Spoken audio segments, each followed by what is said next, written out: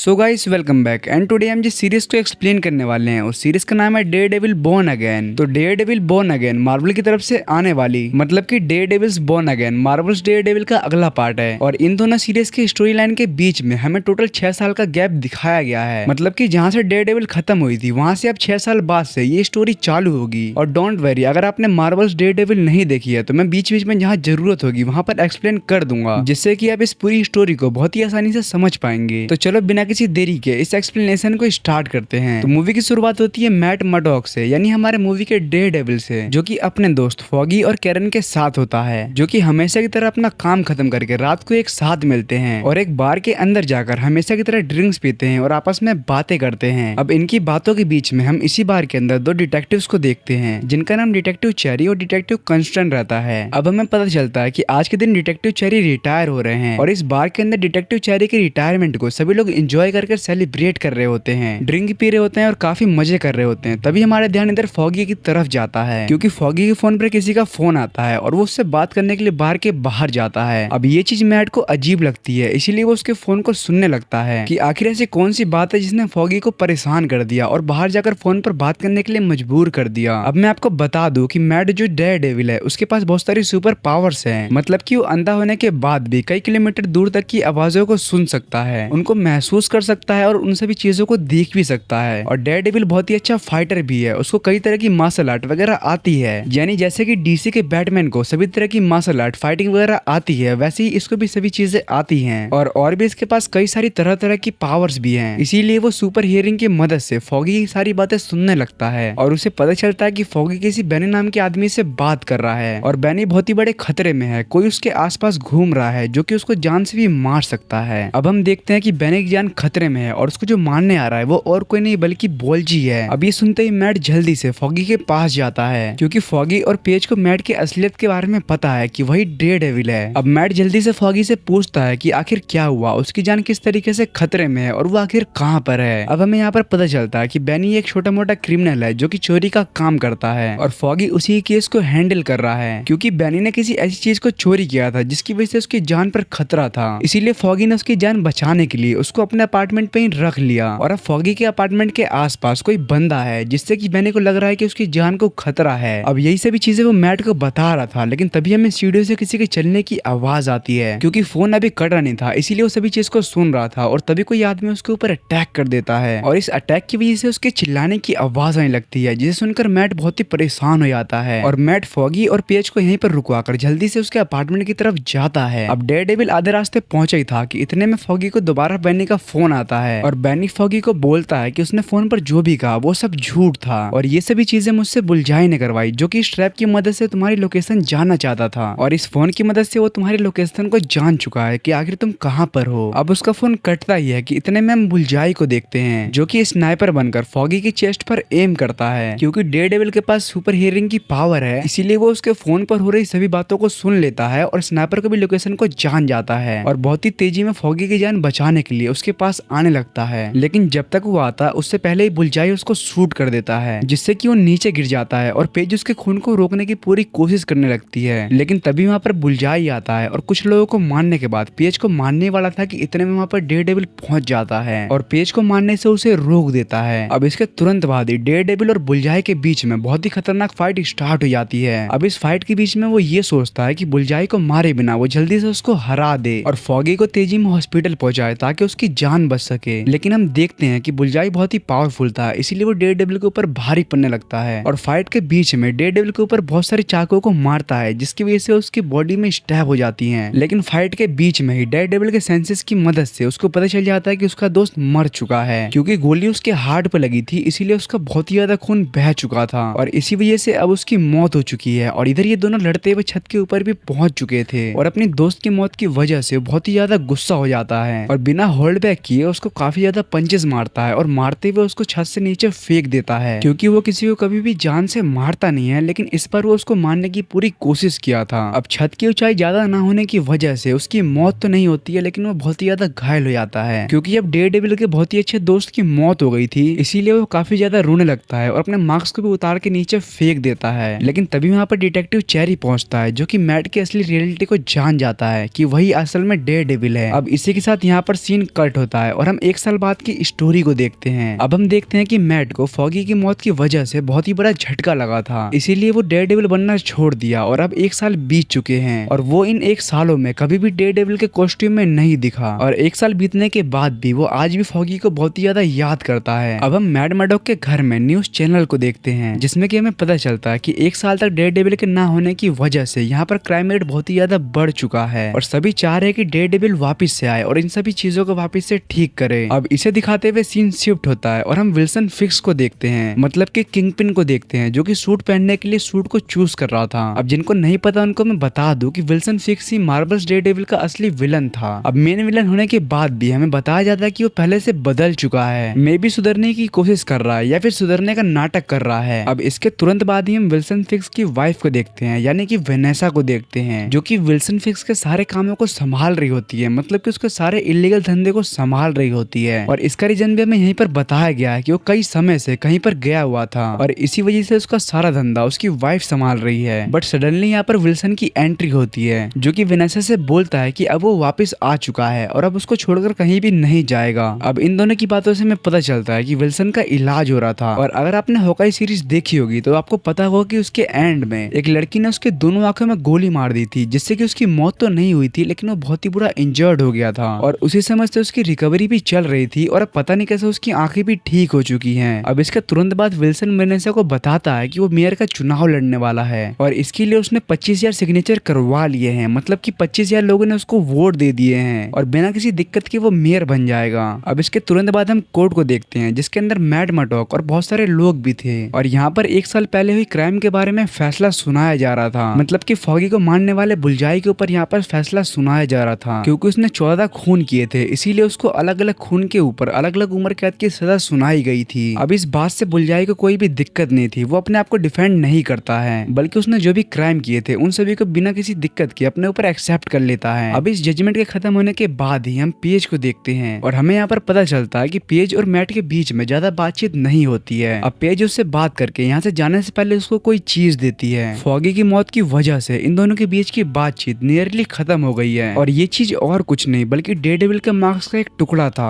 अब मैट घर आकर खाना बना ही रहा था कि इतने में वो न्यूज सुनता है जिसमें कि न्यूज में हम विल्सन फिक्स यानी किंगपिन को देखते हैं जो कि न्यूयॉर्क का मेयर बनने के बारे में बात कर रहा था क्योंकि वो इस बार इलेक्शन में खड़ा हो रहा है, जिसे सुनकर मैट को बहुत ही ज्यादा गुस्सा आता है क्योंकि उसके असली चेहरे के बारे में तो हम सभी जानते हैं कि किसी इंसान का खून करना उसके लिए मजे के अलावा कुछ भी नहीं है। अब यहाँ पर सीन कट होता है और हम अगले दिन मैट की दोस्त क्रिस्टन को देखते हैं जिसे पता रहता है कि मैट की लाइफ में कुछ भी ठीक नहीं चल रहा है, वो बहुत ही ज्यादा परेशान है, इसीलिए वो उसकी मुलाकात अपने किसी दोस्त से करवाती है जो कि एक थेरेपिस्ट होती है और वो इन दोनों को इसीलिए मिलवाती है ताकि उसके सारे टेंशन दूर हो सके और एक दूसरे के साथ कुछ टाइम एक्सपेंड कर सके या फिर अपनी लव लाइफ को स्टार्ट कर सके क्योंकि वो एक थेरेपिस्ट है, इसीलिए उसको इन फ्यूचर कोई प्रॉब्लम नहीं आएगी। लेकिन अभी भी मैट के दिमाग में विल्सन चल रहा था और इसीलिए वो उससे मिलने के लिए उसके पास जाता है कि कहीं वो अभी पहले जैसा हुआ तो कोई वो बड़ा कांड न कर दे जिसकी कीमत बाद में पूरा न्यूयॉर्क चुकाएगा। अब यही सोचकर वो उससे मिलने के लिए सीधा विल्सन के पास पहुंचता है। अब विल्सन उसको देखता है तो मैट उससे बोलता है कि उसको उससे कुछ बात करनी है, तो वो दोनों एक रेस्टोरेंट के अंदर पहुंचते हैं और यहाँ पर दोनों बात करना चालू करते हैं। विल्सन उससे बोलता है कि वो न्यूयॉर्क का मेयर बनने वाला है और अब उससे किसी तरह का उससे पंगा नहीं चाहिए, जिस पर मैट भी उससे बोलता है कि उसको भी किसी तरह का पंगा नहीं लेना है। वैसे तो ये दोनों अपने अपने लाइफ में बहुत ही ज्यादा बिजी या फिर परेशान है, लेकिन फिर भी एक दूसरे के बारे में सारी खबर रखते हैं। विल्सन को पता है कि 1 साल पहले मैट के साथ क्या क्या हुआ था और मैट को भी पता है कि किसी लड़की ने उसके दोनों आंखों में गोली मार दी। अब मैट सभी चीजों को साइड करते हुए उससे पूछता है कि मेयर बनना तुम्हारी कोई नई चाल तो नहीं है और उसे अब सिर्फ न्यूयॉर्क की भलाई करनी है, जिस पर वो बोलता है कि बिल्कुल भी नहीं, वो अब पूरी तरीके से बदल चुका है। अब मैट उसको समझाते हुए या फिर ऐसा बोले तो उसको धमकी देते हुए उससे बोलता है कि अगर उसको किसी भी तरीके से पता चला कि वो कोई बड़ा कांड कर रहा है तो मैं वापिस से आऊंगा और इसके बाद तुम्हें पता ही है कि तुम्हारे साथ क्या होगा। विल्सन भी उसको बोलता है कि कॉस्ट्यूम पहनकर कोई भी बंदा अगर कानून को अपने हाथ में लेगा तो उसके लिए ये बहुत ही बुरा होगा। वैसे तो ये दोनों एक दूसरे को धमकी दे रहे थे। अब ये कन्वर्सेशन यहीं पर खत्म होती है और कुछ दिनों के बाद हमें पता चलता है कि वो अब मेयर भी बन चुका है। अब उसकी स्पीच को सुनकर बहुत ही लोग खुश थे तो बहुत ही लोग बहुत ही ज्यादा नाराज थे क्योंकि वो सिर्फ 53% वोटों से ही जीता था। अब जो भी लोग थे या तो वो उसके साथ थे या फिर उसके खिलाफ थे, मतलब कि जो उसको अच्छा मानते थे वो उसको बहुत ही ज्यादा अच्छा मान रहे थे, यानी कि उसके पिछले सारे कांडों को भूल चुके थे। लेकिन जो लोग उसके पास्ट लाइफ में हुए कांडों को नहीं भूल पाए थे वो सभी उसके स्ट्रांगली हेटर्स थे, यानी कि वो उसको राक्षस मानते थे जो कि किसी को भी जान से मार देता है। अब इसके बाद हम मैट को देखते हैं जो कि थेरेपिस्ट हेटर के साथ था और इन दोनों की लव लाइफ भी बहुत ही अच्छी खासी चल रही थी और यही दिखाते हुए यहाँ पर एपिसोड 1 की एंडिंग हो जाती है। अब एपिसोड 2 की शुरुआत मेयर विल्सन को दिखाते हुए होती है जिसमें कि वो जीतने के बाद अपनी पहले स्पीच दे रहा था कि अब न्यूयॉर्क को किसी भी तरह के विजिलेंटी या फिर किसी भी तरह के सुपर हीरो की जरूरत नहीं है, क्योंकि इन सभी की वजह से हमारा कानून बहुत ही कमजोर पड़ रहा है और ऐसे ही चलता रहा तो ये सभी सुपर हीरोज हमारे देश के कानून की जगह ले लेंगे, यानी हमारे कानून को जो करना चाहिए वो सभी ये सुपर हीरोज करेंगे, जिससे कि हमारे कानून का बहुत ही नुकसान होगा और उससे हमारी कानून की इज्जत भी बहुत ही कम हो जाएगी। और इसीलिए अब से हमारे कानून को बहुत ही ज्यादा स्ट्रॉन्ग किया जाएगा जिससे कि न्यूयॉर्क के अंदर किसी भी तरह का क्राइम ना हो सके और किसी वजह से अगर क्राइम हो भी जाएगा तो उसे हमारी पुलिस हैंडल कर लेगी। और अब उसकी स्पीच खत्म होने के बाद यहाँ पर सीन शिफ्ट होता है और हम हेक्टर हाइला को देखते हैं, मतलब कि व्हाइट टाइगर को देखते हैं। अब जिनको व्हाइट टाइगर के बारे में नहीं पता उनको मैं बता दूं कि हेक्टर डेयरडेविल से बहुत ही ज्यादा इंस्पायर है, क्योंकि वो भी क्राइम के खिलाफ ही लड़ता है और इसीलिए वो डेयरडेविल को अपना आइडियल मानकर व्हाइट सूट पहनता है और सड़क पर हो रहे क्राइम से लड़ता है। यहाँ पर हेक्टर ने अपना सूट नहीं पहना था और वो रेलवे स्टेशन पर जा रहा था, तभी वो दो आदमियों को देखता है जो कि किसी लड़के को परेशान कर रहे होते हैं, उसको मार पीट कर किसी चीज के लिए फोर्स कर रहे थे। अब ये देखकर व्हाइट टाइगर मतलब कि हेक्टर उसके पास पहुंचता है और उन दोनों को उसको परेशान करने से मना करता है, जिस पर कि दोनों बंदे इसी के ऊपर अटैक करने लगते हैं कि आखिर तू कौन है और हमारे मामले में टांग क्यों उड़ा रहा है। अब ये दोनों हेक्टर से फाइट कर ही रहे थे कि इतने में दोनों में से एक का पैर फिसलता है और रेलवे ट्रैक पर गिरता है और इत्तेफाक उसी टाइम कोई ट्रेन आती है जो कि उसको कुचल देती है, जिससे कि वहीं पर उसकी मौत ही आती है। और जिस लड़के को ये दोनों परेशान कर रहे थे वो इस चीज को देखकर बहुत ही डर जाता है और वहां से भाग जाता है। तभी दूसरा आदमी एक गन निकालता है और उसको बैच दिखाते हुए बोलता है कि वो पुलिस वाला है और जिसकी मौत हुई वो भी एक पुलिस वाला था और एक पुलिस वाले को मारने के आरोप में उसको गिरफ्तार किया जाता है। अब हम हेक्टर को पुलिस स्टेशन के अंदर देखते हैं जहाँ पर पुलिस वाले उसको बहुत ही मार रहे होते हैं बिकॉज उसने एक पुलिस वाले की जान ली थी और इलीगल होने के बाद भी उसको वहाँ पर बहुत ही मारा जाता है। अब इत्तेफाक से वहाँ पर मैट किसी दूसरे क्रिमिनल का केस लेने वहाँ पर आया हुआ था, लेकिन सुपर हियरिंग की मदद से जब वो इस सभी चीजों को सुनता है कि पुलिस वाले किसी आदमी को मार रहे हैं तो वो उससे मिलने के लिए अंदर जाता है। बिकॉज वो एक लॉयर था इसीलिए वो बोलता है कि वो उसका केस लड़ना चाहता है और अंदर जाने के बाद उससे बात करता है जिसमें कि हेनरी उसको सारी चीजें बताता है कि ये सभी चीजें उसके साथ हुई थी क्योंकि मैट के पास सुपर हियरिंग वगैरह की पावर्स हैं। इसीलिए मैट को पता चल जाता है कि जो भी बोल रहा है वो बिल्कुल ही सच है, लेकिन उसको यहाँ पर यह भी पता चलता है कि वो कुछ ना कुछ उससे छुपा रहा है। अब मैट उससे बोलता है कि वो उसका केस लड़ेगा। अब इसके साथ ही सीन शिफ्ट होता है जिसमें कि हम मेयर विल्सन को देखते हैं। वो किसी रास्ते से कहीं पर जा रहा था लेकिन वहाँ पर बहुत ज्यादा ट्रैफिक था। अब ट्रैफिक का रीजन उसको पता चलता है कि सड़क के बीच में बहुत ही बड़ा गड्ढा हुआ पड़ा है और इसी वजह से यहाँ पर इतना बड़ा ट्रैफिक जाम लगा है, जिसको सुनकर वो गाड़ी से नीचे उतरता है और उस गड्ढे के पास पहुंच जाता है और वहाँ पर जो भी आदमी काम कर रहे थे उनको सख्त इंस्ट्रक्शन देकर काम को जल्द से जल्द खत्म करवाने के लिए बोलता है। अब इन सभी चीजों को आम पब्लिक भी देख रही थी और उसकी वीडियो भी बना रही थी कि हमारे मेयर को एक दिन भी नहीं हुआ है और वो अभी से काम करवाना चालू कर दिए हैं। अब हम यहाँ पर मैट को देखते हैं जो कि हेक्टर के केस को लेने के बाद अपने ऑफिस में आया हुआ था, जहाँ पर उसे डिटेक्टिव चेरी और क्रिस्टन मिलते हैं। अब डिटेक्टिव चेरी उसको बताता है कि तुम्हें हेक्टर का केस नहीं लेना चाहिए था क्योंकि एक पुलिस वाले की मौत हुई है, इसीलिए सारा पुलिस डिपार्टमेंट उस आदमी को मारना चाहता है या फिर उसे कड़ी से कड़ी सजा दिलवाना चाहता है। और यहाँ तक कि पुलिस वालों ने रिपोर्ट के अंदर बहुत ही अलग अलग चीजों को लिख दिया है, जैसे कि बिना किसी मतलब के हेक्टर ने उन दोनों पुलिस वालों के ऊपर अटैक कर दिया और वहाँ पर पुलिस वाले किसी आदमी को परेशान भी नहीं कर रहे थे, यहाँ तक कि वहाँ पर कोई आदमी था भी नहीं। यहाँ पर पूरी गलती हेक्टर की है क्योंकि वो बहुत ही गुस्सैल आदमी है और इसी वजह से गुस्से में आकर उसने एक पुलिस वाले को जान से मार दिया और हमारे पास ऐसा कोई सबूत भी नहीं है जिससे कि हम प्रूफ कर सके कि वो झूठ बोल रहे हैं। जिस पर मैट बोलता है कि जिस लड़के को ये दोनों पुलिस वाले परेशान कर रहे थे उसे जल्दी से जल्दी ढूंढो, इससे पहले कि पुलिस वाले उसको ढूंढकर जान से मार दे। अब इधर हम हेक्टर को देखते हैं जिसके ट्रायल के लिए उसको कोर्ट में लेकर जाया जाता है क्योंकि ये केस बहुत ही बड़ा था, इसीलिए हेक्टर के अपोजिशन में जो लॉयर आया था वो बहुत ही बड़ा डिस्ट्रिक्ट अटॉर्नी है जिसका नाम है हॉकबर्ग और ये बहुत ही बड़ा लॉयर है। अब यहाँ पर मैट हेक्टर की बेल के लिए बात कर रहा था, जिसे सुनते ही जज रूड होकर इस अपील को रिजेक्ट कर देता है क्योंकि ये केस आम नहीं था बल्कि हेक्टर के ऊपर किसी पुलिस वाले को मारने का आरोप था, इसीलिए इस अपील को तुरंत ही रिजेक्ट कर दिया जाता है। इसी वजह से उसे जेल में डाल दिया जाता है और इसी के साथ यहाँ पर सीन शिफ्ट होता है और हम विल्सन को यानी मेयर को अपने ऑफिस में देखते हैं जहाँ पर उससे मिलने के लिए बीबी न्यूज की जर्नलिस्ट आई हुई थी। वो विल्सन को बताती है कि न्यूयॉर्क के अंदर ऐसे बहुत सारे पुलिस वाले हैं जो कि विल्सन के खिलाफ हैं और वो बिल्कुल भी नहीं चाहते हैं कि विल्सन ज्यादा टाइम तक यहाँ पर मेयर बना रहे और यहाँ तक कि जो पुलिस कमिश्नर है वो भी विल्सन के खिलाफ है और वो विल्सन को अपना इस्तीफा जल्द से जल्द देने वाला है और इसकी वजह से और भी कई सारे पुलिस वाले उसके अपोनेंट बन जाएंगे और इससे विल्सन का बहुत ही बड़ा नुकसान हो सकता है, यहाँ तक कि वो उसको मेयर की पोस्ट से भी हटा सकते हैं। अब वो जाते हुए विल्सन की वाइफ के बारे में भी उससे पूछती है, जिस पर विल्सन उसको अपनी वाइफ के बारे में कुछ भी नहीं बताता है और उसको यहाँ से भेज देता है। लेकिन यहाँ पर असल बात ये थी कि वेनेसा ने विल्सन को छोड़ दिया था और वो किसी और आदमी के साथ थी, मतलब कि किसी और आदमी को डेट कर रही थी। अब विल्सन अपने ऑफिस से निकलकर कब्रिस्तान पहुंचता है क्योंकि वहाँ पर कमिश्नर किसी के फ्यूनरल में आया हुआ था। वो कमिश्नर से बात करके उसको अपने साइड करना चाहता था ताकि वो अपना इस्तीफा ना दे और पुलिस वाले उसके अपोज में ना खड़े हो। लेकिन कमिश्नर उसे किसी पास्ट में हुए मेयर का एग्जाम्पल देता है और बोलता है कि वो मेयर अपनी कुर्सी पर सिर्फ 1 महीना ही बैठा था और मेरे जैसे किसी ईमानदार कमिश्नर की मदद से ही उसको अपने पोस्ट से हटाया गया था। अब यहाँ पर दोबारा ऐसा ही होगा, तुम्हें उससे भी कम टाइम मिलेगा अपनी पोस्ट से हटने के लिए। मतलब कि कमिश्नर यहाँ पर साफ साफ उससे बोल रहा था कि वो उसके अपोज में खड़ा हुआ है, यानी वो चाहता है कि मेयर जल्द से जल्द अपने पोस्ट को छोड़ दे। अब यहाँ पर सीन शिफ्ट होता है और हम डिटेक्टिव चेरी और डिटेक्टिव क्रिस्टन को देखते हैं जो कि हेक्टर के घर गए हुए थे ताकि वो किसी सामान को उसके घर से लेकर जा सके। अब ये सामान तो एक बहाना था, बल्कि असल में तो चेरी उसके घर की तलाशी लेना चाहता था। अब चेरी सामान को लेने के बहाने घर के अंदर जाता है और सभी चीजों की तलाशी लेने लगता है और वहीं पर उसे व्हाइट कलर का एक सूट मिलता है जो कि व्हाइट टाइगर का था, जिससे कि इन्हें पता चल जाता है कि हेक्टर और कोई नहीं बल्कि व्हाइट टाइगर है। अब इधर हम कमिश्नर को देखते हैं जो कि विल्सन के ऑफिस में आता है और उसको अपना रेजिग्नेशन लेटर देता है। लेकिन यहाँ पर विल्सन उसके बीबी और बच्चों की उसको फोटो दिखाता है, जिससे कि कमिश्नर समझ जाता है कि अगर वो यहाँ से बाहर गया तो विल्सन उसके बीबी बच्चों के ऊपर अटैक करवा देगा, जिससे कि उनकी मौत हो जाएगी। अब विल्सन साफ साफ उसको धमकी देते हुए बोलता है कि अगर तुम यहाँ से बाहर गए तो मैं तुम्हारे किसी भी पुलिस ऑफिसर का सैलरी वगैरह नहीं बढ़ाऊंगा और उसके ओवर टाइम के ऊपर भी उनको पैसा नहीं दूंगा, बल्कि उनको ऐसे काम दूंगा जिसको वो नहीं कर पाएंगे और अल्टीमेटली उनकी ही बेइज्जती होगी। अब इन सभी चीजों को देखकर कमिश्नर को समझ में आ जाता है कि उससे बहस करना यहाँ पर समझदारी नहीं है, बल्कि जब तक मेरे हाथ में कोई चीज नहीं लगती है तब तक मेरे पास कोई भी ऑप्शन नहीं है। इसीलिए वो अपना रेजिग्नेशन लेटर वहीं पर छोड़ के चला जाता है। अब इसके बाद हम देखते हैं कि विल्सन और वेनेसा मैट की गर्लफ्रेंड जो कि थेरेपिस्ट है उससे मिलने के लिए आए हुए थे ताकि वो अपने बीच हो रही दूरियों को दूर कर सके। अब दूसरी तरफ हम पुलिस वालों को देखते हैं जो कि आपस में बात कर रहे थे, जिनको कि उस आदमी के बारे में पता चल चुका था जो कि रेलवे स्टेशन पर था और ये पुलिस वाले अपने खिलाफ आखिरी सबूत को खत्म करने के लिए उसके घर पर जाने लगते हैं और ये सारी चीजें मैट सुपर हियरिंग की मदद से सुन लेता है, जिसके बाद मैट जल्दी से उस आदमी के घर पर पहुंचता है और उस आदमी को वहां से भगा देता है और खुद ही वहीं पर रुक जाता है। और अब इसके बाद ये दोनों पुलिस वाले उसके घर के अंदर आते हैं जहाँ पर ये दोनों मैट को देखते हैं, जिससे कि इनको पता चलता है कि उसने उसको भगा दिया है, जिस वजह से ये उसको मारने लगते हैं और दोनों में से एक उसके सर पर गन रख देता है और पूछता है कि आखिर तुमने उसे कहाँ भगा दिया, अगर तुम नहीं बताओगे तो हम तुम्हें जान से मार देंगे। अब पुलिस वाले उसको मारने ही वाले होते हैं कि इतने में वो अपने सुपर पावर्स को यूज करता है और दोनों को मारकर वहीं पर ढेर कर देता है और यही दिखाते हुए यहाँ पर एपिसोड 2 की एंडिंग हो जाती है, क्योंकि अभी तक डेयरडेविल बोर्न अगेन का एपिसोड 1 और 2 ही रिलीज हुआ है। इसीलिए हमने इन दोनों एपिसोड्स को ही एक्सप्लेन किया और हर हफ्ते इसके आगे के एपिसोड्स भी रिलीज होंगे, जिनको रिलीज होने के साथ ही मैं इसी तरीके से डिटेल में एक्सप्लेन कर दूंगा। इसीलिए आप चैनल को सब्सक्राइब कर देना और हमें सपोर्ट करने के लिए आप इस वीडियो को लाइक भी कर सकते हो।